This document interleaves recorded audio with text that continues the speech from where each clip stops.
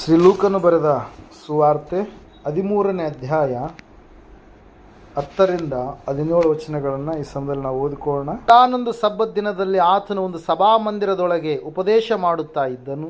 ಅಲ್ಲಿ 18 ವರ್ಷಗಳಿಂದ ದೆವ್ವ ಬಡಿದು ಮೈಯಲ್ಲಿ ರೋಗವುಳ್ಳ ಒಬ್ಬ ಸ್ತ್ರೀಯು ಇದ್ದಳು.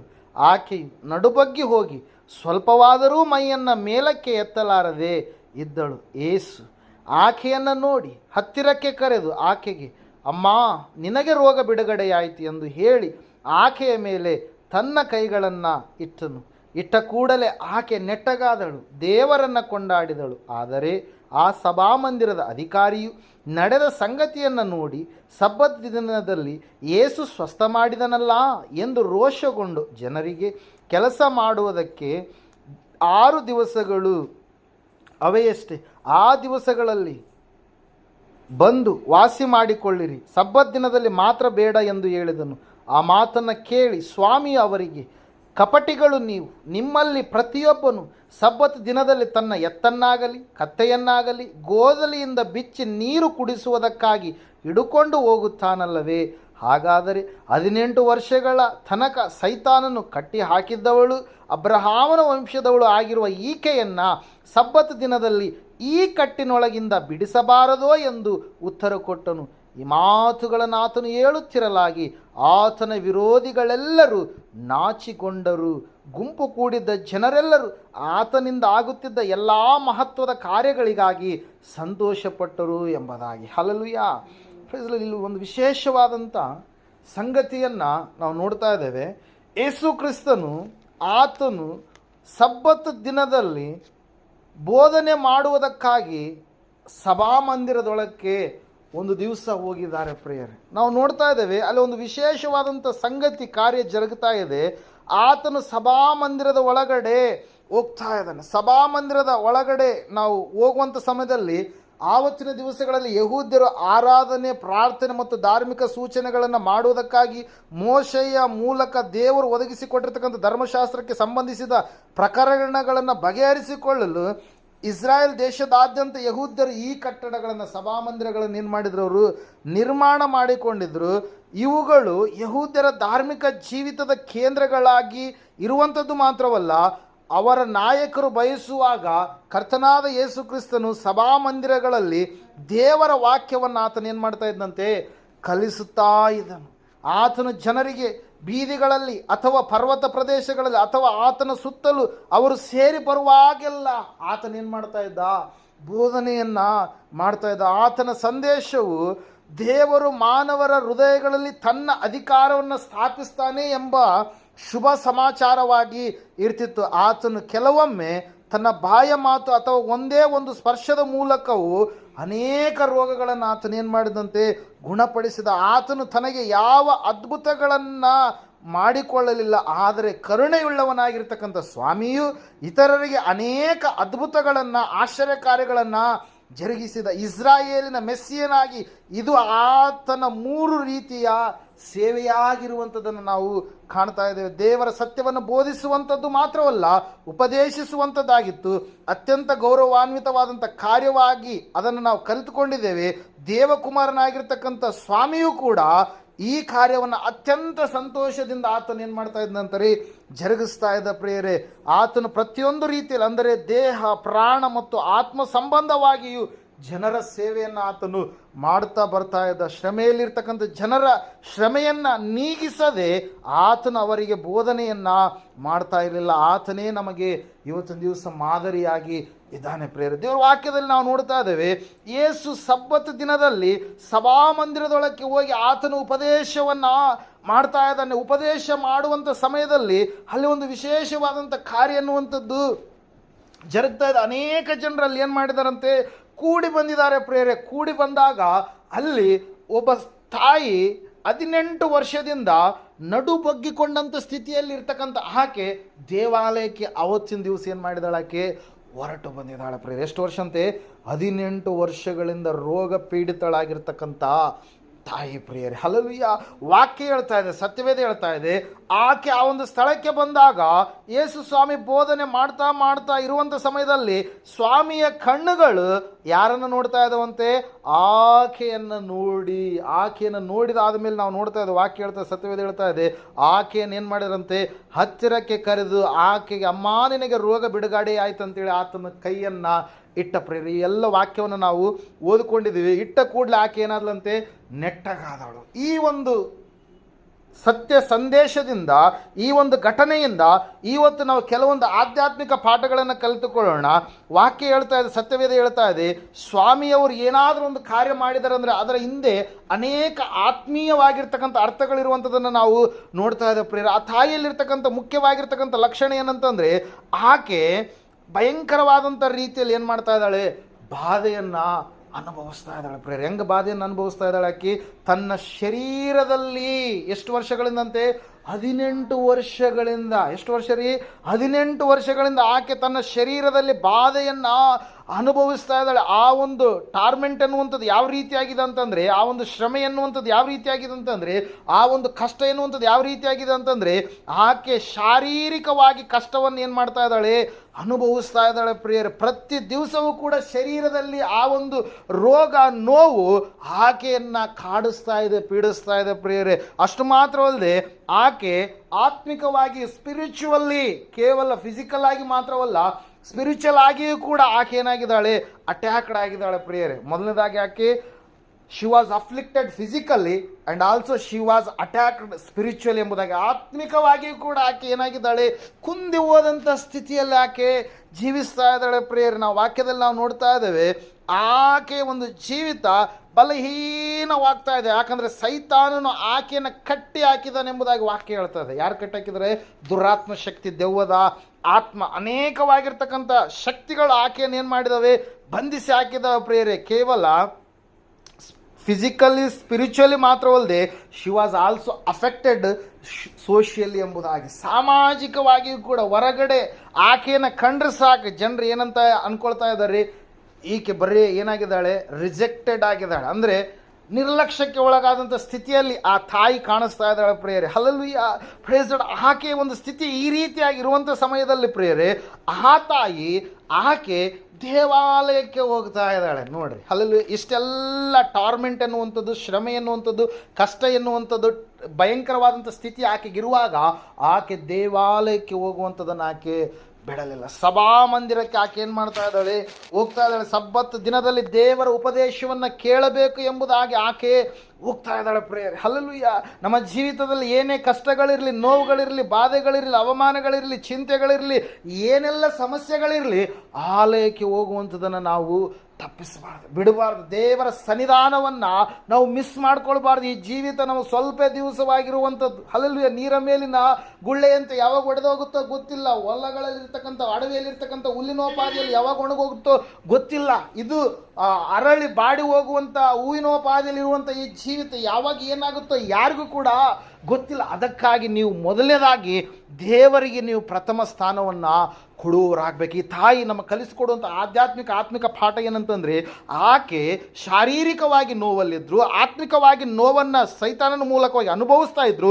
ಆಕೆ ಸಮಾಜದಿಂದ ಬಹಿಷ್ಕಾರದ ಒಂದು ಸ್ಥಿತಿಯಲ್ಲಿ, ರಿಜೆಕ್ಟೆಡ್ ಆದಂಥ ಒಂದು ಸ್ಥಿತಿಯಲ್ಲಿ ಆಕೆ ಇದ್ದರೂ ಕೂಡ, ಕುಟುಂಬದವರಿಂದ, ಸಮಾಜದವರಿಂದ, ಎಲ್ಲರಿಂದಲೂ ಕೂಡ ಆಕೆ ದೂರ ಹೋದಂಥ ಸ್ಥಿತಿಯಲ್ಲಿ ಇದ್ದರೂ ಕೂಡ ಆಕೆ ದೇವರನ್ನು ಹುಡುಕಿಕೊಂಡು ಎಲ್ಲಿ ಬಂದಿದ್ದಾಳ್ರಿ?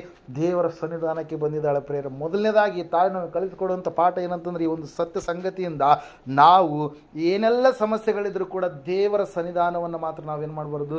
ಮಿಸ್ ಮಾಡಬಾರ್ದು. ದೇವರು ಕರಿತಾ ಇದ್ದಾನೆ, ಎಲ್ಲ ಈ ಕಷ್ಟಪಡುವವರೇ, ಹೊರೆ ಹೊತ್ತವರೇ, ನೀವೆಲ್ಲರೂ ನನ್ನ ಬಳಿಗೆ ಬನ್ನಿರಿ, ನಾನು ನಿಮಗೆ ವಿಶ್ರಾಂತಿಯನ್ನು ಕೊಡ್ತೀನಿ. ನಿಮ್ಮ ಕಷ್ಟ ಏನಾಗಿದೆ, ನಿಮ್ಮ ದುಃಖ ಏನಾಗಿದೆ, ನಿಮ್ಮ ಚಿಂತೆ ಏನಾಗಿದೆಯೋ, ಅದು ಸಾಮಾಜಿಕವಾಗಿರುವಂಥದ್ದಾಗಿದೆನಾ, ಆತ್ಮಿಕವಾಗಿರುವಂಥದ್ದಾಗಿದೆನಾ, ಶಾರೀರಿಕವಾಗಿರುವಂಥದ್ದಾಗಿದೆನಾ, ಆ ಕಷ್ಟಕ್ಕೆ ಪರಿಷ್ಕಾರವನ್ನು ದೇವರು ಮಾತ್ರ ಕೊಡಲು ಸಾಧ್ಯ ಪ್ರೇರಿ. ತಾಯಿ ಇಷ್ಟೆಲ್ಲ ಸಮಸ್ಯೆಗಳ ಮಧ್ಯದಲ್ಲಿಯೂ ಕೂಡ ಆಕೆ ದೇವರನ್ನು ಹುಡುಕಿಕೊಂಡು ದೇವಾಲಯಕ್ಕೆ ಆಕೆ ಏನು ಮಾಡ್ತಾ ಇದ್ದಾಳೆ? ಬರ್ತಾ ಇದ್ದಾಳೆ ಪ್ರೇರೆ. Hallelujah, praise the Lord. ಆಕೆ ಅಂತಹ ಸಮಸ್ಯೆಯಲ್ಲಿರುವಾಗಲೂ ಕೂಡ ಮೊದಲನೇದಾಗಿ ದೇವಾಲಯಕ್ಕೆ ಬಂದಂಥ ಸಮಯದಲ್ಲಿ ನಾವು ನೋಡ್ತಾ ಇದ್ದೇವೆ, ಅಲ್ಲಿ ಸತ್ಯವೇದ ಹೇಳ್ತಾ ಇದೆ ಪ್ರೇರೆ, ಆಕೆ ಆ ಒಂದು ಆಧ್ಯಾತ್ಮಿಕವಾದಂಥ ಮೇಲನ್ನು ಹೊಂದಬೇಕಂತೇಳಿ ಬಂದಿದ್ದಾಳಾಕೆ. ಹೆಂಗೆ ಬಂದಿದ್ದಾಳಾಕೆ? ಆತ್ಮಿಕವಾದಂಥ ಮೇಲ್. ಎಂಥ ಮೇಲ್ ಅಂತ ಹೇಳ್ತಾ ಇದೆ ವಾಕ್ಯ? ಆತ್ಮೀಯ. ನನ್ನ ಶರೀರ ಈ ರೀತಿಯಲ್ಲಿ ಇರುವುದು, ಆತ್ಮಕ್ಕೆ ನನಗೆ ಆಹಾರ ಬೇಕು, ಆತ್ಮಕ್ಕೆ ನನಗೆ ಬಲ ಬೇಕು, ಆತ್ಮನಲ್ಲಿ ನಾನು ಸ್ಥಿರವಾಗಿ ನಿಲ್ಲಬೇಕು. ಆತ್ಮವಾದ ಜೀವಿತ ನನಗೆ ಬಹಳ ಮುಖ್ಯ. ಶರೀರಕ್ಕೆ ಆಹಾರ ಯಾವ ರೀತಿಯಾಗಿ ಮುಖ್ಯನೋ, ಆತ್ಮಕ್ಕೆ ದೇವರ ವಾಕ್ಯಗಳು, ದೇವರ ಮಾತುಗಳು ಅಷ್ಟೇ ಮುಖ್ಯ ಎಂಬುದಾಗಿ ತಿಳಿದುಕೊಂಡು ಗ್ರಹಿಸಿಕೊಂಡು ಆಕೆ ದೇವರ ಸನ್ನಿಧಾನಕ್ಕೆ ತನ್ನ ಆತ್ಮದ ಕುರಿತಾಗಿ ಮರಕವುಳ್ಳವಳಾಗಿ ಆ ತಾಯಿ ಏನು ಮಾಡಿದಳ್ರಿ? ಸನ್ನಿಧಾನಕ್ಕೆ ಹೋಗಿದ್ದಾಳೆ ಪ್ರಿಯರೇ. ಶರೀರದ ರೋಗ ಆಕೆಯನ್ನು ಕಾಡಿಸ್ತು, ಪೀಡಿಸ್ತು, ಏನೆಲ್ಲ ಮಾಡ್ತು, ಆದರೆ ಆಕೆ ಆತ್ಮದ ಕುರಿತಾಗಿ ಚಿಂತೆಯುಳ್ಳವಳಾಗಿ ಆಕೆ ಹೋಗ್ತಾ ಇದ್ದಾಳೆ ಪ್ರಿಯರೇ. ಅದಕ್ಕಾಗಿ ವಾಕ್ಯದಲ್ಲಿ ಒಂದು ಕಡೆ ನಾವು ನೋಡ್ತೀವಿ, ಜ್ಞಾನೋಕ್ತಿಗಳ ಪುಸ್ತಕ ಅಂತ ಹೇಳಂತಂದ್ರೆ, ಆತ್ಮ ನೊಂದರೆ ಸಹಿಸಬಲ್ಲವರು ಯಾರು? ಹಲ್ಲೆಲೂಯಾ. ಆತ್ಮ ಅದು ಸ್ಥಿರವಾಗಿದ್ದರೆ, ಯಾವಾಗಲೂ ಪಾಸಿಟಿವಿಟಿಯಲ್ಲಿದ್ದರೆ, ಖಂಡಿತವಾಗಿ ಶರೀರದ ಎಲ್ಲ ಸಮಸ್ಯೆಗಳನ್ನು, ಚಿಂತೆಗಳನ್ನು, ನೋವುಗಳನ್ನು, ಬಾಧೆಗಳನ್ನು ಎಲ್ಲವನ್ನು ಅದೇನು ಮಾಡುತ್ತೆ? ಸಹಿಸೋದಕ್ಕೆ ಸಾಧ್ಯ. ಆತ್ಮವೇ ನೊಂದು ಹೋದರೆ ಆ ಒಂದು ಸ್ಥಿತಿ ಎಲ್ಲಿಗೆ ಹೋಗುತ್ತೆ ರೀ? ಆತ್ಮ ಹತ್ಯೆಯ ಕಡೆಗೆ ಅದನ್ನು ಏನು ಮಾಡುತ್ತೆ? ಜನರನ್ನು ನಡೆಸುತ್ತೆ ಪ್ರಿಯರಲ್ಲಿ. ನಾವು ನೋಡ್ತಾ ಇದ್ದೀವಿ, ತಾಯಿ ಹೇಳ್ತಾ ಇದ್ದಾಳೆ, ತಾಯಿ ಕಲಿಸ್ಕೊಡುವಂಥ ಪಾಠ ಏನಂತಂದರೆ, ಆಕೆ ಸಂಪೂರ್ಣವಾಗಿ ತನ್ನ ಆತ್ಮದ ಜೀವಿತದ ಕುರಿತಾಗಿ ಆಕೆ ಆಲೋಚನೆ ಉಳ್ಳವಳಾಗಿ ಇದ್ದಾಳೆ ಪ್ರಿಯರೇ. ಹಲ್ಲೆಲೂಯಾ. Praise lord. ಇಂತಹ ಸ್ಥಿತಿಯಲ್ಲಿ ಆಕೆ ಇರಬೇಕಾದ್ರೆ ಸ್ವಾಮಿ ಬೋಧನೆ ಮಾಡ್ತಾ ಮಾಡ್ತಾ ಮಾಡ್ತಾ ಸ್ವಾಮಿ ಯಾರನ್ನು ನೋಡ್ತಾ ಇದ್ದಾರಂತ್ರಿ?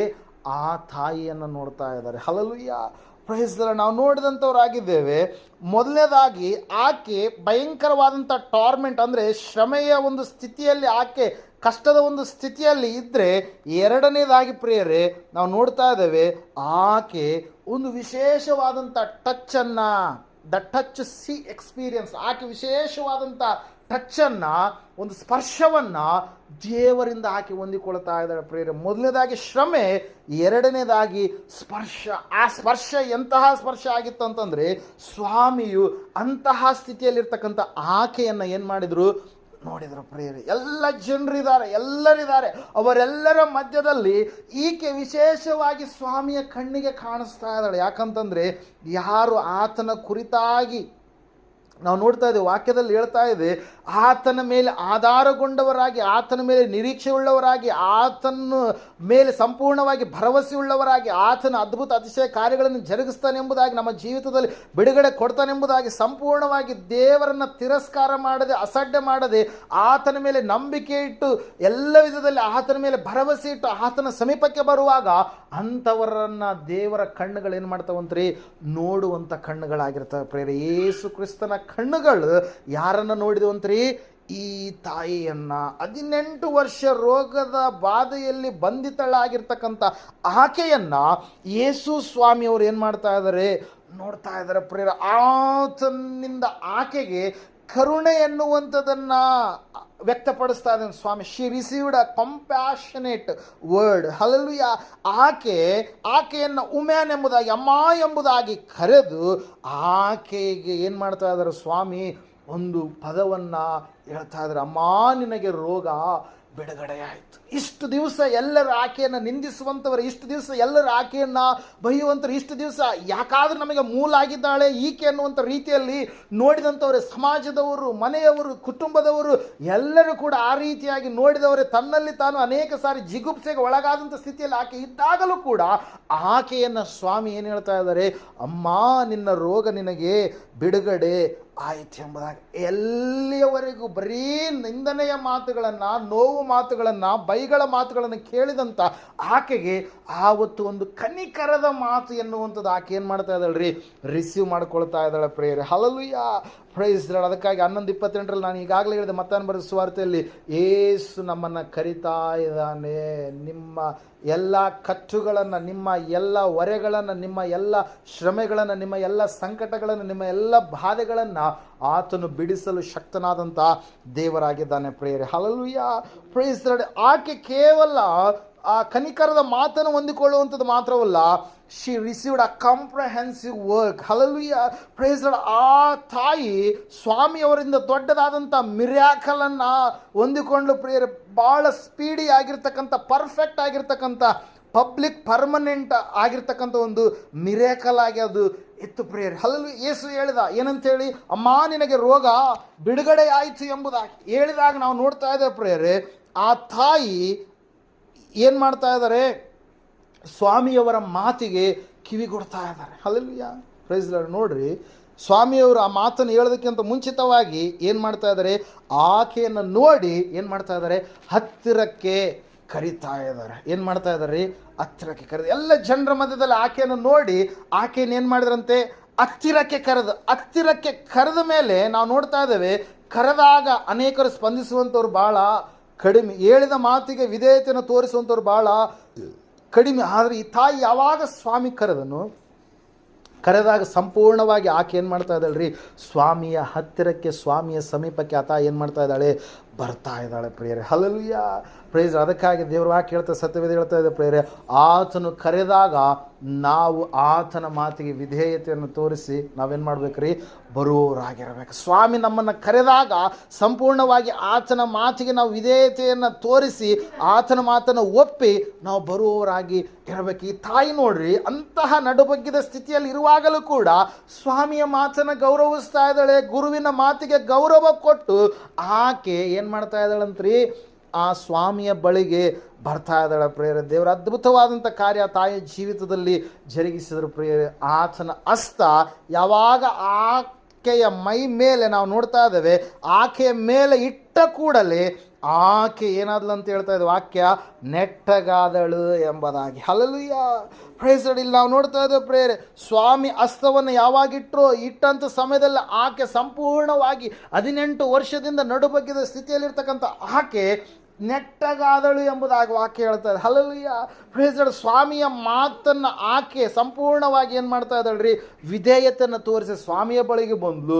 ಸ್ವಾಮಿ ಆಕೆಯನ್ನು ನೋಡಿದ ಪ್ರಿಯರೇ. ಹಲ್ಲೆಲೂಯಾ, ನೋಡಿ ಕರೆದಾಗ ಆಕೆ ಬಂದಾಗ ದೇವರೊಂದು ದೊಡ್ಡದಾಗಿರ್ತಕ್ಕಂಥ ಅದ್ಭುತವನ್ನು ಮಾಡ್ತಾ ಇದ್ದಾರೆ ಪ್ರಿಯರೇ. ಅಲ್ಲಿ ನಾವು ನೋಡ್ತಾ ಇದ್ದೇವೆ 19ನೇ 13ನೇ ಮತ್ತಾಯನ ಬರೆದ ಸುವಾರ್ತೆಯಲ್ಲಿ ಈ ರೀತಿಯಾಗಿ ಹೇಳುತ್ತೆ ವಾಕ್ಯ, ಆಗ ಕೆಲವರು ತಮ್ಮ ಚಿಕ್ಕ ಮಕ್ಕಳನ್ನು ಯೇಸುವಿನ ಬಳಿಗೆ ತಂದು ಆತನು ಅವುಗಳ ಮೇಲೆ ಕೈಯಿಟ್ಟು ಪ್ರಾರ್ಥನೆ ಮಾಡಬೇಕೆಂದು ಕೇಳಲು ಶಿಷ್ಯರು ಅವರನ್ನು ಗದರಿಸಿದರು ಎಂಬುದಾಗಿ. Hallelujah, praise the lord. ಒಂದು ಯಹೂದ್ಯರಲ್ಲಿ ಒಂದು ಪದ್ಧತಿ ಪ್ರಿಯರೇ. ಹಲ್ಲೆಲೂಯಾ, ಸ್ವಾಮಿಯನ್ನು ತಮ್ಮ ಚಿಕ್ಕ ಮಕ್ಕಳ ಮೇಲೆ ಕೈಯಿಟ್ಟು ಅವ್ರನ್ನ ಪ್ರಾರ್ಥಿಸಿ ಎಂಬುದಾಗಿ, ಆಶೀರ್ವದಿಸಿ ಎಂಬುದಾಗಿ ಅವ್ರು ಏನು ಮಾಡ್ತಾ ಇದ್ರು, ಕೇಳ್ತಾ ಇದ್ರು. ನಾ ರೋಗದಲ್ಲಿ ಯಾರಾದರೂ ಬಿದ್ದಂಥ ಸಮಯದಲ್ಲಿ, ಆ ಸಮಯದಲ್ಲಿ ಕೂಡ ಸ್ವಾಮಿಯನ್ನು ಕರೆದು ಏನು ಮಾಡ್ತಾ ಇದ್ರು, ನನ್ನ ಮಗಳು 5ನೇ ಅಧ್ಯಾಯ ಮಾರ್ಕನ ಬರೆಸುತ್ತೆ 23ನೇ ವಚನದಲ್ಲಿ ನಾವು ನೋಡ್ತಾ ಇದ್ವಿ, ನನ್ನ ಚಿಕ್ಕ ಮಗಳು ಈಗ ಸಾಯುತ್ತಾಳೆ, ಈಕೆಯು ವಾಸಿಯಾಗಿ ಬದುಕಿಕೊಳ್ಳುವಂತೆ ನೀನು ಬಂದು ಆಕೆಯ ಮೇಲೆ ಕೈ ಇಡಬೇಕು ಎಂದು ಆತನನ್ನು ಬಹಳವಾಗಿ ಯಾಯೀರನೆನ್ನುವಂಥ ವ್ಯಕ್ತಿ ಏನು ಮಾಡಿದಂತೆ ಬೇಡಿಕೊಂಡನೆಂಬುದಾಗಿ ನಾವು ನೋಡ್ತಾ ಇದ್ದೇವೆ. ದೇವರ ಹಸ್ತ, ದೇವರ ಕೈ, ಅದು ಸ್ಪರ್ಶದ ಒಂದು ನಾವು ನೋಡ್ತೇವೆ, ಸ್ವಸ್ಥತೆಯ ಒಂದು ಕೈಯಾಗಿ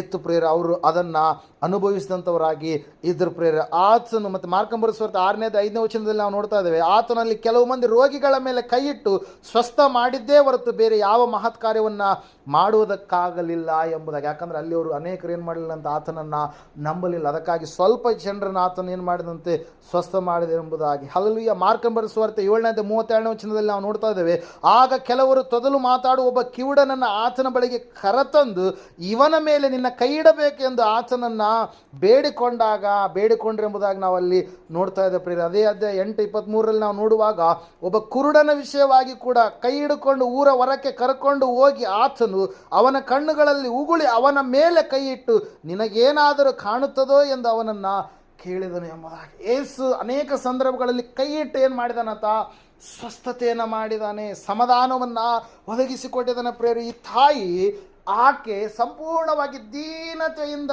ದೇವರ ಅದ್ಭುತವನ್ನು ಹೊಂದಿಕೊಳ್ಳುವುದಕ್ಕಾಗಿ ಏನು ಮಾಡಿದಳ್ರಿ, ಆ ಒಂದು ಸನ್ನಿಧಾನಕ್ಕೆ ಬಂದಂಥ ಸಮಯದಲ್ಲಿ ಆಕೆಯನ್ನು ಸ್ವಾಮಿ ಏನು ಮಾಡಿದರು, ನೋಡಿದರು ಪ್ರೇರೆ. ಕಷ್ಟದಲ್ಲಿರುವಂಥವ್ರನ್ನ ಸ್ವಾಮಿ ಖಂಡಿತವಾಗಿ ಏನು ಮಾಡ್ತಾನೆ, ಅವರ ಕಣ್ಣೀರನ್ನು ಒರೆಸ್ತಾನೆ. ದುಃಖದಲ್ಲಿರುವಂಥವ್ರು ಖಂಡಿತವಾಗಿ ಅವರ ದಾರಿದ್ರ್ಯವನ್ನು ಆತನ ಏನು ಮಾಡ್ತಾನೆ, ದೂರ ಮಾಡ್ತಾನೆ. ಯಾರು ಬಳಲಿ ಹೋದಂಥವರಾಗಿದ್ದರು, ತೊಳಲಿ ಹೋದಂಥವರಾಗಿದ್ದರು, ನೊಂದಂಥವರಾಗಿದ್ದರು, ಅವರಿಗೆ ದೇವರು ಸಂಪೂರ್ಣವಾಗಿ ವಿಮೋಚನೆ ಬಿಡುಗಡೆಯನ್ನು ದಯಪಾಲಿಸ್ತಾನೆ ಪ್ರೇರಲ್ಲಿ. ನಾವು ನೋಡ್ತಾ ಇದ್ದೇವೆ, ಸತ್ಯವೇದ ಹೇಳ್ತಾ ಇದೆ ಸ್ಪಷ್ಟವಾಗಿ ಏನಂತ ಹೇಳಂತಂದರೆ, ಯೇಸು ಆಕೆ ಮೇಲೆ ತನ್ನ ಕೈಗಳನ್ನು ಇಟ್ಟನು ಎಂಬುದಾಗಿ. Hallelujah, praise the lord. ನಾವು ನೋಡ್ತಾ ಇದ್ದೇವೆ, ಯೇಸು ಕೈಗಳನ್ನು ಇಟ್ಟಂಥ ಸಮಯದಲ್ಲಿ ಸಂಪೂರ್ಣವಾಗಿ ಸ್ಪೀಡಿಯಾಗಿ ಪಬ್ಲಿಕ್ಕಲ್ಲಿ ದೊಡ್ಡದಾಗಿರ್ತಕ್ಕಂಥ ಒಂದು ಮಿರಾಕಲ್ ಎನ್ನುವಂಥದ್ದು ಏನಾಯ್ತು ಅಲ್ಲಿ ಜರುಗಿತು ಪ್ರಿಯರೇ.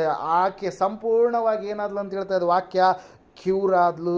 ಆಕೆಗೆ ಕಾರಣವಾಗಿರ್ತಕ್ಕಂಥ ಒಂದು ರೋಗದ ಆತ್ಮವನ್ನು ಸಂಪೂರ್ಣವಾಗಿ ಸ್ವಾಮಿ ಏನು ಮಾಡಿದ, ಗದರಿಸಿ ಹಾಕಿದ ಪ್ರಿಯರೇ. ಸಂಪೂರ್ಣವಾದಂಥ ಸ್ವಸ್ಥತೆಯನ್ನು ಆ ತಾಯಿಗೆ ದಯಪಾಲಿಸಿದ. ಆಕೆಯಲ್ಲಿರ್ತಕ್ಕಂಥ ದುರಾತ್ಮ ಶಕ್ತಿಗಳನ್ನು ಆತನೇನು ಮಾಡಿದ? ಒಡೆದು ಓಡಿಸಿದ ಪ್ರಿಯರೇ. ಇವತ್ತಿನ ದಿವಸ ನಿನ್ನನ್ನು ದೇವರು ನೋಡಬೇಕಂತಂದ್ರೆ ನೀನು ಸಂಪೂರ್ಣವಾಗಿ ದೀನತೆಯಿಂದ ಆತನ ಸನ್ನಿಧಾನದಲ್ಲಿ ಆತನ ಮೇಲೆ ಆತುಕೊಂಡವನಾಗಿ ನೀನೇನು ಮಾಡಬೇಕು? ಜೀವಿಸಬೇಕು ಪ್ರಿಯರೇ. ನಾವು ನೋಡ್ತಾ ಇದ್ದೇವೆ, ಆಕೆ ತನ್ನ ರೋಗದ ನಿಮಿತ್ತವಾಗಿ ಎಷ್ಟೋ ಜನರ ಬಳಿಗೆ ಹೋಗಿ ತೋರಿಸ್ಕೊಂಡಿದ್ದಾಳೆ. ಆಕೆ ತನ್ನ ರೋಗದ ನಿಮಿತ್ತವಾಗಿ ಏನೆಲ್ಲ ಧರ್ಮದ ಕಾರ್ಯಗಳನ್ನು ಮಾಡಿದಾಳೆ. ಆದರೂ ಕೂಡ ಆಕೆಯ ರೋಗ ಎನ್ನುವಂಥದ್ದು ಕಡಿಮೆಯಾಗಿರಲಿಲ್ಲ, ವಾಸಿಯಾಗಿರಲಿಲ್ಲ. ಯಾವಾಗ ಆಕೆ ಒಂದು ನಿರೀಕ್ಷೆಯಿಂದ, ನಂಬಿಕೆಯಿಂದ ಸ್ವಾಮಿ ಕರೆದಾಗ ಆತನ ಮಾತಿಗೆ ಹೋಗೊಟ್ಟು ಆಕೆ ಬಂದಾಗ ಆಕೆ ಜೀವಿತದಲ್ಲಿ ಒಂದು ದೊಡ್ಡದಾಗಿರ್ತಕ್ಕಂಥ ಅದ್ಭುತ ನಡೀತು ಪ್ರಿಯರೇ. ಆತನು ಆಕೆಯ ಮೇಲೆ ಕೈ ಇಟ್ಟಾಗ ಆಕೆ ಸಂಪೂರ್ಣವಾಗಿ ಏನಲ್ಲ ಅಂತ ಹೇಳುತ್ತೆ ವಾಕ್ಯ, ನೆಟ್ಟಗಾದಳು. ಇವತ್ತು ದೇವರು ನಿನ್ನ ಜೀವಿತವನ್ನು ಕೂಡ ಸ್ಥಿರಪಡಿಸುವ ಆತನಾಗಿದ್ದಾನೆ, ಬದಲಾಯಿಸುವತನಾಗಿದ್ದಾನೆ, ಬಿಡುಗಡೆಯನ್ನು ದಯಪಾಲಿಸುವ ಆತನಾಗಿದ್ದಾನೆ. ಬಿದ್ದಿರ್ತಕ್ಕಂಥ ನಿನ್ನನ್ನು ಆತನು ಎಬ್ಬಿಸುವಂಥ ದೇವರಾಗಿದ್ದಾನೆ. ಧೂಳಿನಲ್ಲಿರ್ತಕ್ಕಂಥ ನಿನ್ನನ್ನು ಪುನಃ ಆತನು ಮೇಲಕ್ಕೆತ್ತುವಂಥ ದೇವರಾಗಿದ್ದಾನೆ. ಆತನು ನಿನ್ನನ್ನು ಆಳತನದ ಕಡೆಗಲ್ಲ, ಅರಸುತನದ ಕಡೆಗೆ ಆತನು ನಡೆಸುವಂಥ ದೇವರಾಗಿ ಇದ್ದಾನೆ ಪ್ರಿಯರೇ. ಆತ ನಿನ್ನ ಬಲಹೀನತೆಯ ಕಡೆಗಲ್ಲ, ಬಲದ ಕಡೆಗೆ ನಡೆಸುವಂಥ ದೇವರಾಗಿ ಇದ್ದಾನೆ. ಅದಕ್ಕಾಗಿ ನೀನು ಭಯಪಡಬೇಡ, ದಿಗಿಲು ಪಡಬೇಡ. ನಿನ್ನನ್ನು ದೇವರು ನೋಡ್ತಾನೆ. ಯಾವ ಅಹಂಕಾರ, ಅಹಂಭಾವ, ಆ ಸತ್ಯವಾದಂಥ ಕಾರ್ಯಗಳನ್ನು ಮನಸ್ಸಿನಲ್ಲಿ ಮಾಡದೆ ಸಂಪೂರ್ಣವಾಗಿ ದೀನತೆಯಿಂದ ದೇವರನ್ನು ನೀನು ನೋಡಿ ತಗ್ಗಿಸಿಕೊಳ್ಳೋದೇ ಆದರೆ, ದೇವರಿಗೆ ಪ್ರಥಮ ಸ್ಥಾನವನ್ನು ಕೊಟ್ಟು ನೀನು ಜೀವಿಸುವಂಥದ್ದೇ ಆದರೆ ಖಂಡಿತ ದೇವರು ನಿನ್ನ ಜೀವಿತದಲ್ಲಿ ಅದ್ಭುತವನ್ನು ಮಾಡ್ತಾರೆ ಪ್ರಿಯರೇ. ಹಲ್ಲೆಲೂಯಾ. ನಾವು ನೋಡ್ತಾ ಇದ್ದೇವೆ, ವಾಕ್ಯ ಹೇಳ್ತಾ ಇದೆ, ಸ್ವಾಮಿ ಆಕೆಯನ್ನು ಬಂಧಿಸಿಟ್ಟಿರ್ತಕ್ಕಂಥ ದೆವ್ವವನ್ನು ಏನು ಮಾಡಿದ್ರಂತೆ? ಗದರಿಸಿದರು. ಹಲ್ಲೆಲೂಯಾ. ಆವಾಗ ಆ ಒಂದು ಆತ್ಮ ಆಕೆಯನ್ನು ವಶಪಡಿಸಿಕೊಂಡಿರುವಂಥದ್ದು ಎಷ್ಟು ವರ್ಷಗಳಂತೆ? 18 ವರ್ಷಗಳಿಂದ ಪ್ರಿಯರೇ. ಎಷ್ಟು ವರ್ಷ ರೀ? 1 ವರ್ಷ ಅಲ್ಲ, 2 ವರ್ಷ ಅಲ್ಲ, 18 ವರ್ಷಗಳಿಂದ ಅದೇ ಸ್ಥಿತಿಯಲ್ಲಿದ್ದಾಳೆ. ಯಾರಿಂದಲೂ ಕೂಡ ಆಕೆಗೆ ಬಿಡುಗಡೆ ಕೊಡೋದಕ್ಕೆ ಆಗಲಿಲ್ಲ ಪ್ರಿಯರೇ. ಇವತ್ತು ಯೇಸು ಕೂಡ ನಿನ್ನ ಯಾವೊಂದು ಬಂಧನದಲ್ಲಿ ಬಂಧಿತಳಾಗಿ ನೀನಿದ್ದೀಯೋ ಆ ಎಲ್ಲ ಬಂಧನಗಳಿಂದ ದೇವರು ನಿನಗೆ ಬಿಡುಗಡೆ ಕೊಡೋದಕ್ಕೆ ಸಾಧ್ಯ ಆಗುತ್ತೆ. ಯಾವ ಚಟ ಇದೆಯೋ, ಯಾವೊಂದು ಪಾಪದ ಕಾರ್ಯ ಇದೆಯೋ, ಯಾವೊಂದು ಅಸಮಾಧಾನದ ಒಂದು ಕ್ರಿಯೆ ಇದೆಯೋ, ಯಾವೊಂದು ಬಲಹೀನತೆ ಇದೆಯೋ, ಯಾವೊಂದು ಚಿಂತೆ ಇದೆಯೋ, ಅವೆಲ್ಲ ಬಂಧನಗಳಿಂದ ದೇವರು ನಿನಗೆ ಬಿಡುಗಡೆ ಕೊಡ್ತಾನೆ. ಸೈತಾನನ ಕಪಿಮುಷ್ಟಿಯಿಂದ ಸಂಪೂರ್ಣವಾಗಿ ಅವನ ಸಂಕೋಲೆಗಳಿಂದ, ಬೇಡಿಗಳಿಂದ ನಿನ್ನನ್ನು ವಿಮೋಚನೆ ಮಾಡ್ತಾನೆ, ನಿನಗೆ ಸ್ವತಂತ್ರವನ್ನು ದಯಪಾಲಿಸ್ತಾನೆ ಪ್ರಿಯರೇ. ಅದಕ್ಕಾಗಿ ನಾವು ನೋಡ್ತಾ ಇದ್ದೇವೆ, ಯೇಸು ಆಕೆ ಜೀವಿತದಲ್ಲಿ ಒಂದು ಅದ್ಭುತವನ್ನು ಮಾಡಿದರು. ಸೈತಾನನನ್ನು ಆಕೆಯಿಂದ ತೊಲಗಿಸಿದರು ಪ್ರಿಯರೇ. ಆ ಸಮಯದಲ್ಲಿ ಆತನಿಗೆ ಏನಾಗ್ತಾ ಇದೆ, ಈ ಜನರು ಏನು ಮಾಡ್ತಾ ಇದ್ದಾರೆ ಅಂತ ಹೇಳ್ತಾರೆ ವಾಕ್ಯ, ಆತನು ಆವತ್ತಿನ ದಿವಸ ಸಬ್ಬತ್ ದಿವಸದಲ್ಲಿ ಅದ್ಭುತ ಕಾರ್ಯ ಮಾಡಿದ್ದಕ್ಕಾಗಿ ಆತನ ಮೇಲೆ ಕ್ರಿಟಿಸೈಸ್ ಮಾಡ್ತಾ ಇದ್ದಾರೆ ಆತನನ್ನು. ಹಲ್ಲೆಲೂಯಾ. ಆತನೇನೋ ಸಂಪೂರ್ಣವಾಗಿ ಆಕೆಯನ್ನು ಕ್ಯೂರ್ ಮಾಡಿದ, ಆಕೆಗೆ ಆಕೆಗೆ ಕಾರಣವಾಗಿರ್ತಕ್ಕಂಥ ಒಂದು ರೋಗದ ದುರಾತ್ಮ ಶಕ್ತಿಯನ್ನು ತೊಲಗಿಸಿದ. ಆದರೆ ಅಲ್ಲಿರ್ತಕ್ಕಂಥ ಜನರು ಆತನನ್ನು ಕ್ರಿಟಿಸೈಸ್ ಮಾಡ್ತಾ ಇದ್ದಾರೆ, ದೂಷಿಸ್ತಾ ಇದ್ದಾರೆ, ಬೈತಾ ಇದ್ದಾರೆ. ಯಾಕೆ ಈ ಅದ್ಭುತ ಕಾರ್ಯವನ್ನು ನೀನು ಮಾಡಿದೆ? 6 ದಿವಸಗಳು ಮಾತ್ರ ಕೆಲಸ ಮಾಡಬೇಕು, 7ನೇ ದಿವಸದಲ್ಲಿ ಯಾವ ಕೆಲಸವನ್ನು ಮಾಡಬಾರ್ದು ಎಂಬುದಾಗಿ ಅವರು ಅಲ್ಲಿರ್ತಕ್ಕಂಥ ಸಭಾಮಂದಿರದ ಅಧಿಕಾರಿಗಳು ಹೇಳಿದಾಗ ಸ್ವಾಮಿ ಅವರಿಗೆ ಒಂದು ಮಾತನ್ನು ಹೇಳ್ತಾರೆ. ಆ ಮಾತು ಏನಾಗಿತ್ತು ಅಂತಂದರೆ, ನಿಮ್ಮ ಎತ್ತನ್ನಾಗಲಿ ಕತ್ತೆಯನ್ನಾಗಲಿ ಗೋದಲಿಯಲ್ಲಿರ್ತಕ್ಕಂಥ ಅದನ್ನು ನೀರು ಕುಡಿಸುವುದಕ್ಕೆ ನೀವು ಹೊರಗಡೆ ಕರೆದುಕೊಂಡು ಹೋಗೋದಿಲ್ವಾ? ಹಲ್ಲೆಲೂಯಾ. ಆ ನೀರು ಕುಡಿಸಲಿಕ್ಕೆ ನೀವು ಅದನ್ನು ಬಿಚ್ಚಿ ಯಾವ ರೀತಿಯಾಗಿ ಕರೆದುಕೊಂಡು ಹೋಗ್ತಿರೋ, ಅದು ಆ ಸಮಯದಲ್ಲಿ ನೀರನ್ನು ಕುಡಿದಾಗ ಅದಕ್ಕೇನಾಗುತ್ತೆ ರೀ? ಬಲ ಎನ್ನುವಂಥದ್ದು, ಶಕ್ತಿ ಎನ್ನುವಂಥದ್ದು ಅದು ಹೊಂದಿಕೊಳ್ಳೋದಕ್ಕೆ ಸಾಧ್ಯ ಆಗುತ್ತೆ. ಹಲ್ಲೆಲೂಯಾ. 18 ವರ್ಷಗಳಿಂದ ಈಕೆಯನ್ನು ಒಂದೇ ಸ್ಥಳದಲ್ಲಿ ಾಗಿ ಇರುವಂತೆ ಮಾಡಿರ್ತಕ್ಕಂಥ ದುರಾತ್ಮ ಶಕ್ತಿಯ ಕಟ್ಟಗಳಿಂದ ನಾನು ಬಿಡಿಸುವಂಥದ್ದು ಒಳ್ಳೇದಲ್ವಾ ಎಂಬುದಾಗಿ ಸ್ವಾಮಿ ಅವ್ರನ್ನೇನು ಮಾಡಿದ? ಗದರಿಸಿದನು ಎಂಬುದಾಗಿ ವಾಕ್ಯದಲ್ಲಿ ನಾವು ನೋಡ್ತಾ ಇದ್ದೇವೆ ಪ್ರೇರ. ಆ ಸಮಯದಲ್ಲಂತೆ ಅವರು ನಾಚಿಕೊಂಡ್ರು ಎಂಬುದಾಗಿ ವಾಕ್ಯ ಹೇಳ್ತಾ ಇದೆ. ಹಲ್ಲೆಲೂಯಾ. ಪ್ರೈಸ್. ದೇವರಿಗೆ ಯಾರು ತಿರುಗಿ ಎದುರು ಬೀಳ್ತಾರೋ ಪ್ರೇಯರ್ ನಾವು ನೋಡ್ತಾ ಇದ್ದೇವೆ, 5ನೇದಾಗಿ ಅವ್ರು ಏನು ಮಾಡ್ತಾರೆ ರೀ? ನಾಚಿಕೆಗೆ ಕಾರಣವಾಗ್ತಾರೆ. ಯಾಕಂದರೆ ಸ್ವಾಮಿಗೆ ವಿರುದ್ಧವಾಗಿ ಮಾತಾಡುವಂಥದ್ದು ಸಂಪೂರ್ಣವಾಗಿ ಅದು ಏನಾಗಿದೆ ರೀ? ಘೋರವಾಗಿರ್ತಕ್ಕಂಥ ಕೃತ್ಯ ಆಗಿ ಇದೆ ಎಂಬುದಾಗಿ ವಾಕ್ಯದಲ್ಲಿ ನಾವು ನೋಡ್ತಾ ಇದ್ದೇವೆ ಪ್ರೇಯರ್. ಯಾಕಂದರೆ ಸೃಷ್ಟಿಕರ್ತನ ಆತನಿಗೆ ನಾವು ವಿರುದ್ಧವಾಗಿ ಮಾತಾಡೋದಕ್ಕೆ ನಾವು ಎಷ್ಟು ಸಣ್ಣವರಾಗಿದ್ದೀವಿ, ನಮ್ಮನ್ನು ನಾವು ಏನು ಮಾಡಬೇಕು? ಪರೀಕ್ಷೆ ಮಾಡ್ಕೊಳ್ಬೇಕು ಪ್ರೇಯರ್. ನಾವು ನೋಡ್ತಾ ಇದ್ದೇವೆ ಆ ಸಮಯದಲ್ಲಿ ಆ ಜನರಂತೆ ಅವರು ನಾಚಿಕೊಂಡ್ರು ಎಂಬುದಾಗಿ. ಯಾಕಂದರೆ ಯೇಸು ಸ್ವಾಮಿ ಹೇಳಿರ್ತಕ್ಕಂಥ ಪ್ರತಿಯೊಂದು ಮಾತು ಕೂಡ ಏನಾಗಿತ್ತು ರೀ? ಸತ್ಯ ಆಗಿತ್ತು. ಹಲ್ಲೆಲೂಯಾ. ಪ್ರತಿಯೊಂದು ಕೂಡ ನಿಜವಾಗಿ ಅದು ಇತ್ತು. ಆ ಸಮಯದಲ್ಲಿ ಆ ಮಾತನ್ನು ಹೇಳಿದಾಗ ಅವರು ನಾಚಿಕೆಗೆ ಒಳಗಾದರು. ದೇವರಿಗೆ ವಿರೋಧವಾಗುವಂಥವರೆಲ್ಲರಿಗೂ ಕೂಡ ನಾಚಿಕೆ ಎನ್ನುವಂಥದ್ದು ಅವರ ಜೀವಿತದಲ್ಲಿ ಏನಾಗುತ್ತೆ? ಅದು ಕವಿಯುತ್ತೆ ಪ್ರಿಯರೇ. ಅದಕ್ಕಾಗಿ ನಾವು ದೇವರನ್ನು ವಿರುದ್ಧ ಮಾಡಿಕೊಳ್ಳೋದಲ್ಲ, ದೇವರಿಗೆ ಒಳಗಾಗಿ ವಿಧೇಯತೆಯಿಂದ ನಾವು ಜೀವಿಸುವಂಥದ್ದನ್ನು ನಾವು ಕಲಿತುಕೊಳ್ಳುವವರಾಗಿ ಇರಬೇಕು. ಯಾಕಂದರೆ ದೇವರ ಎಲ್ಲದರ ಮೇಲೆ ಅಧಿಕಾರಿಯಾಗಿ ಆತನು ಇದ್ದಾನೆ. ಭೂಮಿ, ಆಕಾಶ, ಸೂರ್ಯ, ಚಂದ್ರ, ನಕ್ಷತ್ರ, ಕಣ್ಣಿಗೆ ಕಾಣುವ ಕಾಣದಿರುವ ಕೂಡ ಉಂಟು ಮಾಡಿದಂಥ ಆತನಾಗಿದ್ದಾನೆ ಪ್ರಿಯರೇ. ಎಲ್ಲ ಕಾರ್ಯಗಳು ನಡೀತಾ ಇರಬೇಕಾದ್ರೆ ಆಕೆ ಏನಾದ್ಲಂತೆ, ನೆಟ್ಟಗಾದಳ. ಹಲ್ಲೆಲೂಯಾ. ಮೊದಲನೇದಾಗಿ ಆಕೆ ಟಾರ್ಮೆಂಟಲ್ಲಿದ್ದರು, ಶ್ರಮೆಯಲ್ಲಿದ್ಲು. ಎರಡನೇದಾಗಿ ಆಕೆಗೆ ದೇವರಿಂದ ಒಂದು ಟಚ್ ಅನ್ನುವಂಥದ್ದು, ಸ್ಪರ್ಶ ಅನ್ನುವಂಥದ್ದು ಆದಮೇಲೆ ಈಗ ಆಕೆ ಸಂಪೂರ್ಣವಾಗಿ ಟ್ರಾನ್ಸ್ಫರ್ಮ್ ಆಗ್ತಾ ಇದ್ದಾಳೆ. ಆಕೆ ಅದನ್ನು ಎಂಜಾಯ್ ಮಾಡ್ತಾ ಇದ್ದಾಳೆ ಪ್ರಿಯರೇ. ಹಲ್ಲೆಲೂಯಾ. ಈಗ ಆಕೆ ಏನಾಗಿದ್ದಾಳೆ, ಸಂಪೂರ್ಣವಾಗಿ ಟ್ರಾನ್ಸ್ಫರ್ಮ್ ಆಗಿದ್ದಾಳೆ. ಅಂದ್ರೆ ಆಕೆ ಏನಾಗಿದ್ದಾಳೆ ರೀ, ವರ್ಗಾವಣೆ ಆಗಿದ್ದಾಳೆ. ಹೆಂಗೆ ವರ್ಗಾವಣೆ ಆಗಿದ್ದಾಳೆ? ಆಕೆ ರೋಗದಿಂದಿರ್ತಕ್ಕಂಥ ಆಕೆ ಈಗ ಸಂಪೂರ್ಣವಾಗಿ ಹೆಂಗಾಗಿದ್ದಾಳೆ ರೀ, ಆರೋಗ್ಯವಂತಳಾಗಿ ಬದಲಾವಣೆಯಾಗಿದ್ದಾಳೆ. ಹಲ್ಲೆಲೂಯಾ. ಸಂಪೂರ್ಣವಾಗಿ ಆಕೆಯಲ್ಲಿ ಒಂದು ಹೊಸದಾಗಿರ್ತಕ್ಕಂಥ ವ್ಯತ್ಯಾಸ ಎನ್ನುವಂಥದ್ದು ಕಾಣಿಸ್ತಾ ಇದೆ ಪ್ರೇರ. ಆಕೆ ಅನುಭವಿಸ್ತಾ ಇದ್ದಾಳೆ, ಅಯ್ಯೋ 18 ವರ್ಷಗಳಿಂದ ಹಿಂಗೆ ಇದ್ದೆ, ಆದರೆ ಈಗ ಈ ಕ್ಷಣವೇ ಯೇಸು ಒಂದು ಮಾತು ಹೇಳಿದಾಗ, ಆತನು ತನ್ನ ಕೈಯನ್ನು ಇಟ್ಟಾಗ ನನ್ನನ್ನು ನೆಟ್ಟಗೆ ಆತನು ಮಾಡಿದ, ನನ್ನನ್ನು ಕಾಡಿಸಿರ್ತಕ್ಕಂಥ ದುರಾತ್ಮ ಶಕ್ತಿಯನ್ನು ತೊಲಗಿಸಿಬಿಟ್ನಲ್ಲ ಅಂತೇಳಿ ಆಕೆ ಸಂಪೂರ್ಣವಾಗಿ ಏನು ಮಾಡ್ತಾ ಇದ್ದಾಳೆ, ಆಕೆ ದೇವರನ್ನ ಸ್ತುತಿಸ್ತಾ ಇದ್ದಾಳೆ prayer. She was healed external. Hallelujah. Praise lord. ಆಕೆ ಸಂಪೂರ್ಣವಾಗಿ ಶಾರೀರಿಕವಾಗಿ ಆಕೆ ಏನಾಗ್ತಾ ಇದ್ದಾಳ್ರಿ, ಸ್ವಸ್ಥತೆಯನ್ನು ಹೊಂದುತ್ತಾ ಇದ್ದಾಳೆ. ಆಕೆ ಸಂಪೂರ್ಣವಾಗಿ ಮಾನಸಿಕವಾಗಿ ಶಿ ವಾಸ್ ಹೀಲ್ಡ್ ಎಮೋಷನಲಿ. ಆಕೆ ಸಂಪೂರ್ಣವಾಗಿ ಏನಾಗ್ತಾ ಇದ್ದಾಳ್ರಿ, ಆತ್ಮನಲ್ಲಿ ಪರವಶಳಾಗಿ ಇಲ್ಲಿಯವರೆಗೆ ಆಕೆಗೆ ಇರ್ತಕ್ಕಂಥ ಒಂದು ನಾಚಿಕೆ, ಇಲ್ಲಿಯವರೆಗೆ ಆಕೆಗೆ ಇರ್ತಕ್ಕಂಥ ಒಂದು ಬಲಹೀನತೆ ತೊಲಗಿಸಲ್ಪಡ್ತಲ್ಲ ಎಂಬುದಾಗಿ ಸಂಪೂರ್ಣವಾಗಿ ಆಕೆ ಏನು ಮಾಡ್ತಾ ಇದ್ದಾಳ್ರಿ, ಈಗ ಆಕೆ ಆನಂದಿಸ್ತಾ ಇದ್ದಾಳೆ ಪ್ರೇಯರೇ. ಸಂಪೂರ್ಣವಾಗಿ ಎಮೋಷನಲ್ಲಿ, ಆತ್ಮನಲ್ಲಿ ಕೂಡ ಆಕೆ ಏನು ಮಾಡ್ತಾ ಇದ್ದಾಳೆ, ಆನಂದಿಸ್ತಾ ಇದ್ದಾಳೆ ಪ್ರೇಯರ್. ಆಧ್ಯಾತ್ಮಿಕ ಪಾಠ ಏನಂತಂದರೆ, ನಾವು ದೇವರು ನಮ್ಮ ಜೀವಿತದಲ್ಲಿ ಅದ್ಭುತ ಮಾಡಿದಾಗ, ದೇವರು ನಮ್ಮ ಜೀವಿತದಲ್ಲಿ ಬಿಡುಗಡೆ ಕೊಟ್ಟಾಗ ಆತನನ್ನು ನಾವು ಏನು ಮಾಡ್ಬೇಕಂತ ಹೇಳ್ತೇವೆ ವಾಕ್ಯ, ಕೊಂಡಾಡುವವರಾಗಬೇಕು. ಆಕೆ ನೆಟ್ಟಗಾದಳು, ಮತ್ತೆ ದೇವರನ್ನು ಆಕೆ ಏನು ಮಾಡಿಲ್ಲಂತೆ, ಕೊಂಡಾಡಿದಳು ಎಂಬುದಾಗಿ ವಾಕ್ಯ ಹೇಳುತ್ತೆ. ಆಕೆ ದೇವರನ್ನು ಸ್ತುತಿಸಿದ್ಲು, ಆಕೆ ದೇವರನ್ನು ಮರೆಯಲಿಲ್ಲ. ಸಂಪೂರ್ಣವಾಗಿ ದೇವರಿಗೆ ಬಿಡುಗಡೆ ಕೊಟ್ಟಂಥ ದೇವರಿಗೆ ಸಂಪೂರ್ಣವಾಗಿ ಆಕೆ ಏನು ಮಾಡ್ತಾ ಇದ್ದಾಳೆ, ಕೃತಜ್ಞತೆಯಿಂದ ಸ್ತುತಿಸ್ತಾ ಇದ್ದಾಳೆ ಪ್ರೇರ. ಕೀರ್ತನೆಗಳ ಪುಸ್ತಕ 50ನೇ ಕೀರ್ತನೆ 15ನೇ ವಚನದಲ್ಲಿ ನಾವು ನೋಡ್ತಾ ಇದ್ದೇವೆ, ನೀವು ಪ್ರಾರ್ಥಿಸಿದರೆ ನಾನು ನಿಮ್ಮನ್ನು ಬಿಡಿಸ್ತೀನಿ ಎಂಬುದಾಗಿ ವಾಕ್ಯ ಹೇಳ್ತಾ ಇದೆ ಪ್ರಿಯರೇ. ಹಲ್ಲೆಲೂಯಾ. ಆಗ ನೀವು ನನ್ನನ್ನು ಕೊಂಡಾಡುವಿರಿ ಎಂಬುದಾಗಿ, ಕಷ್ಟಕಾಲದಲ್ಲಿ ನೀವು ನನಗೆ ಮೊರೆಯಿಡಿರಿ, ನಾನು ಆಗ ನಿಮ್ಮನ್ನು ಬಿಡಿಸುವೆನು, ನೀವು ನನ್ನನ್ನು ಕೊಂಡಾಡುವಿರಿ ಎಂಬುದಾಗಿ. ಸಂಪೂರ್ಣವಾಗಿ ಕಷ್ಟಕಾಲದಲ್ಲಿ ಇರ್ತಕ್ಕಂಥ ಈಕೆಯ ಮೊರೆಯನ್ನು ದೇವರು ಕೇಳಿ, ಆಕೆಯನ್ನು ನೋಡಿ, ಆಕೆಯನ್ನು ತನ್ನ ಹತ್ತಿರಕ್ಕೆ ಕರೆದು ಆಕೆಯ ಮೇಲೆ ಸಂಪೂರ್ಣವಾಗಿ ತನ್ನ ಕೈಯನ್ನಿಟ್ಟು ಆಕೆಗೆ ಬಿಡುಗಡೆಯನ್ನು ದೇವರು ದಯಪಾಲಿಸಿದಾಗ ಈಕೆ ಸಂಪೂರ್ಣವಾಗಿ ಏನಾದ್ಲಂತ್ರಿ, ಸ್ವಸ್ಥತೆಯನ್ನು ಆಕೆ ಹೊಂದಿಕೊಂಡ್ಲು.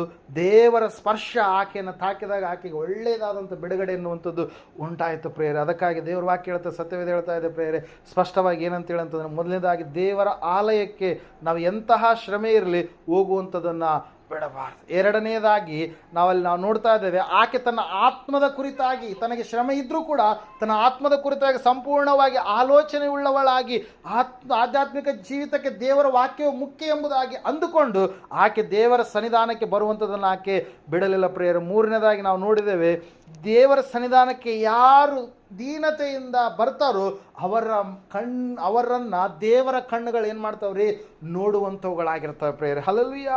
Price lord. ನಾಲ್ಕನೇದಾಗಿ ನಾವು ನೋಡ್ತಾ ಇದ್ದೇವೆ ಪ್ರೇಯರೆ, ದೇವರು ಕೇವಲ ನೋಡುವಂಥದ್ದು ಮಾತ್ರವಲ್ಲ, ಆತನು ತನ್ನ ಹತ್ತಿರಕ್ಕೆ ಅಂಥವ್ರನ್ನ ಏನು ಮಾಡ್ತಾನೆ, ಕರೀತಾನೆ ಪ್ರೇಯರೆ. ಹಲ್ಲೆಲೂಯಾ. ದೇವರು ನೋಡುವಂಥದ್ದು ಮಾತ್ರ ಅಲ್ಲ, ದೇವ್ರು ಏನು ಮಾಡ್ತಾನಂತೆ, ಕರೆದಾಗ ವಿಧೇಯತೆಯಿಂದ ಬರುವಂಥ ಜೀವಿತ ನಮ್ಮದು ಆಗಿರಬೇಕು. ಆ ವಿಧೇಯತೆಯಿಂದ ಅವರು ಬಂದಂಥ ಸಮಯದಲ್ಲಿ ನಾವು ನೋಡ್ತಾ ಇದ್ದೇವೆ ಪ್ರಿಯರೇ, ಆಕೆಗೆ ಇರ್ತಕ್ಕಂಥ ಎಲ್ಲ ಕಟ್ಟುಗಳನ್ನು ದೇವರು ಏನು ಮಾಡಿದರು, ಬಿಡುಗಡೆ ಕೊಟ್ಟರು.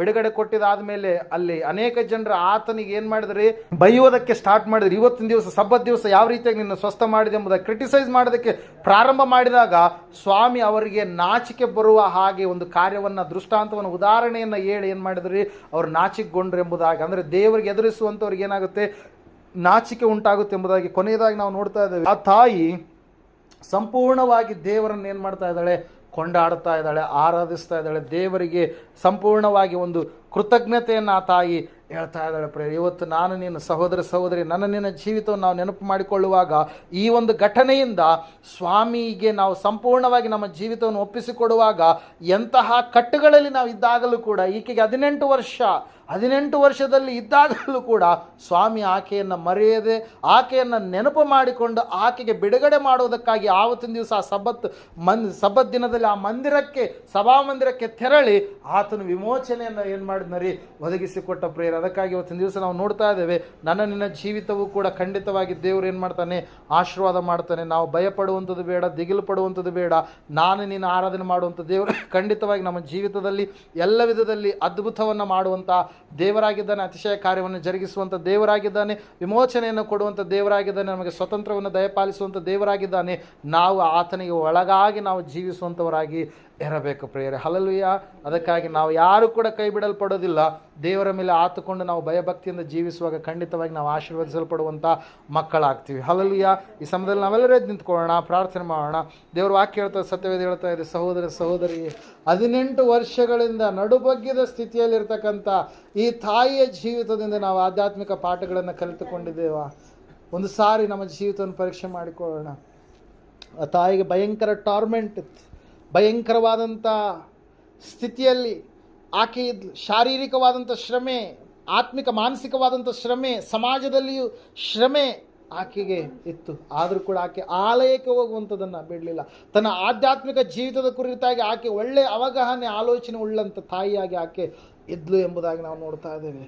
ಎರಡನೇದಾಗಿ ಪ್ರಿಯರೇ, ಆಕೆಗೆ ದೇವರಿಂದ ಒಂದು ವಿಶೇಷವಾದಂಥ ಟಚ್, ಹಲ್ಲೆಲೂಯಾ, ಸ್ಪರ್ಶ ಎನ್ನುವಂಥದ್ದು. ಟಾರ್ಮೆಂಟಲ್ಲಿ ಇದ್ದಾಗ ದೇವರ ಸ್ಪರ್ಶ ಎನ್ನುವಂಥದ್ದು ಬಹಳ ಮುಖ್ಯ. ಆಕೆ ಅದನ್ನು ಸಂಪೂರ್ಣವಾಗಿ ಅನುಭವಿಸಿದ್ಲು. ಸ್ಪೀಡಿಯಾಗಿ ಪಬ್ಲಿಕ್ಕಲ್ಲಿ ಆ ಒಂದು ಮಿರಾಕಲ್ ಎನ್ನುವಂಥದ್ದು ಪರ್ಫಾರ್ಮ್ ಆದಾಗ ಅದ್ಭುತವಾದಂಥ ರೀತಿಯಲ್ಲಿ ಆಕೆ ವಿಮೋಚನೆಯನ್ನು ಹೊಂದಿಕೊಂಡ್ಳು ಪ್ರಿಯರೇ.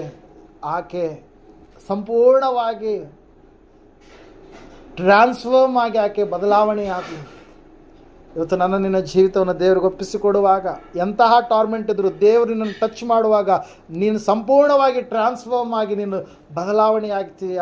ಸಂಪೂರ್ಣವಾಗಿ ನಿನ್ನ ಜೀವಿತದಲ್ಲಿ ದೇವರ ಅತಿಶಯ ಕಾರ್ಯವನ್ನು ಜರುಗಿಸ್ತಾನೆ. ಸಹೋದರ ಸಹೋದರಿ, ಯೇಸುವಿನ ಬಳಿಗೆ ನೀನು ಬಂದಿದ್ದೀಯ. ಆತನು ನಿನ್ನನ್ನು ನೋಡ್ತಾ ಇದ್ದಾನೆ, ನಿನ್ನ ಜೀವಿತವನ್ನು ನೋಡ್ತಾ ಇದ್ದಾನೆ. ನಿನ್ನ ಒಂದು ಬಲಹೀನತೆ ಏನಾಗಿದೆಯೋ ಅದನ್ನು ದೇವರು ಖಂಡಿತವಾಗಿ ನೋಡಿ ನಿನಗೆ ವಿಮೋಚನೆಯನ್ನು ಮಹಾಪರಿಶುದ್ಧನಾದಂಥ ಮಹಾದೇವರು ನಿನಗೆ ಸ್ತೋತ್ರಗಳಪ್ಪ. ಕೇಳಿದಂಥ ವಾಕ್ಯ ಬಿತ್ತಿದಂಥ ಬೀಜ 100ರಷ್ಟು ಫಲ ಕೊಡುವಂಥ ಸಹಾಯ ಮಾಡಿ ಸ್ವಾಮಿ. ಹೌದು ಕರ್ತನೆ, ಆ ತಾಯಿಯ ಜೀವಿತದಿಂದ ಕೆಲವೊಂದು ಅಮೂಲ್ಯವಾಗಿರ್ತಕ್ಕಂಥ ಸ್ವಾಮಿ ಸಂಗತಿಗಳನ್ನು ನಾವೆಲ್ಲರೂ ತಿಳಿದುಕೊಳ್ಳೋದಕ್ಕೆ ನೀವು ಸಹಾಯ ಮಾಡಿಕೊಟ್ಟಿದ್ದಕ್ಕಾಗಿ ಸ್ತೋತ್ರಗಳಪ್ಪ. ಹೌದು ಸ್ವಾಮಿ, ನೀನು ಅದ್ಭುತ ಸ್ವರೂಪನಾದ ದೇವರಾಗಿದೆಯಪ್ಪ. ಕರ್ತನೆ, ನಿನಗೆ ಎಲ್ಲದರ ಮೇಲೆ ಅಧಿಕಾರ ಇದೆ. ಶರೀರದ ಮೇಲೆ, ರೋಗಗಳ ಮೇಲೆ, ಪ್ರಕೃತಿಯ ಮೇಲೆ, ದುರಾತ್ಮ ಶಕ್ತಿ ಸಮೂಹಗಳ ಮೇಲೆ, ಎಲ್ಲದರ ಮೇಲೆ ನಿನಗೆ ಅಧಿಕಾರ ಉಂಟಪ್ಪ. ನೀನು ಅದ್ಭುತ ಸ್ವರೂಪನಾದಂಥ ದೇವರು, ಸೃಷ್ಟಿಕರ್ತನಾದಂಥ ದೇವರು ನೀನಾಗಿದೆಯಪ್ಪ. ಯಾವ ಮನುಷ್ಯನು ಬಂಧನದಲ್ಲಿ ಇರಬಾರದೆಂಬುದಾಗಿ ಸ್ವಾಮಿ, ಬಂಧಿತನಾಗಿರ್ತಕ್ಕಂಥ ಮನುಷ್ಯನನ್ನು ಸ್ವಾಮಿ ಸೈತಾನನ ಕಪಿಮುಷ್ಟಿಯಿಂದ ಬಿಡುಗಡೆ ಮಾಡುವುದಕ್ಕಾಗಿ ನೀನು ಹೊರಟು ಬಂದಿದೆಯಲ್ಲಪ್ಪ. ಅದಕ್ಕಾಗಿ ನಿನಗೆ ಸ್ತೋತ್ರ ಸ್ವಾಮಿ. ಆ ತಾಯಿಯನ್ನು ಬಿಡುಗಡೆ ಮಾಡಿದಂತೆ ನಮ್ಮೆಲ್ಲರನ್ನೂ ಕೂಡ ಸ್ವಾಮಿ ನೀನು ಬಿಡಿಸುವುದಕ್ಕಾಗಿ ಬಂದಿದ್ದಕ್ಕಾಗಿ ಸ್ತೋತ್ರಗಳಪ್ಪ. ನಮಗೆ ವಿಶ್ರಾಂತಿಯನ್ನು ಕೊಡುವುದಕ್ಕೆ ಬಂದಿದ್ದಕ್ಕಾಗಿ ಸ್ತೋತ್ರಗಳು ಸ್ವಾಮಿ. ಸಂಪೂರ್ಣವಾಗಿ ವಾಕ್ಯದ ಮೂಲಕವಾಗಿ ಸ್ವಾಮಿ ಇವರು ತಮ್ಮ ಜೀವಿತವನ್ನು ಕಟ್ಟಿಕೊಳ್ಳುವಂತೆ, ನಿನಗೆ ಪ್ರಥಮ ಸ್ಥಾನ ಕೊಡುವಂತೆ, ಆಧ್ಯಾತ್ಮಿಕವಾಗಿರ್ತಕ್ಕಂಥ ಭಕ್ತಿ ಬಹಳ ಮುಖ್ಯ ಎಂಬುದಾಗಿ ಕಲಿತುಕೊಂಡವರಾಗಿ ಕರ್ತನೆ ಸ್ವಾಮಿ, ಯಥಾರ್ಥ ಹೃದಯದಿಂದ ನಿನ್ನನ್ನು ಪ್ರೀತಿಸುವಂತೆ, ಸ್ತುತಿಸುವಂತೆ, ನಿನ್ನನ್ನು ಸೇವಿಸುವಂತೆ ಸ್ವಾಮಿ, ನಿನ್ನಲ್ಲಿ ಬದಲಾವಣೆಯನ್ನು, ಆಶೀರ್ವಾದವನ್ನು ಹೊಂದಿಕೊಳ್ಳುವಂತೆ ಸಹಾಯ ಮಾಡಿ, ನಿನಗೆ ಕೃತಜ್ಞತೆ ಉಳ್ಳವರಾಗಿ ಜೀವಿಸುವಂತೆ ಕಾರ್ಯಜರಿಸಿ ನಡೆಸಿ ಮಹಿಮಂತ ಬರಬೇಕೆಂಬುದಾಗಿ ಅತಿ ಬೇಗನೆ ಬರಲಿರುವ ಯೇಸು ಕ್ರಿಸ್ತನ ನಾಮದಲ್ಲಿ ಪ್ರಾರ್ಥಿಸಿ ಬೇಡ ಅರ್ಪಿಸಿ ಹೊಂದಿದ್ದೇವೆ ಪರಮ ತಂದೆಯೇ.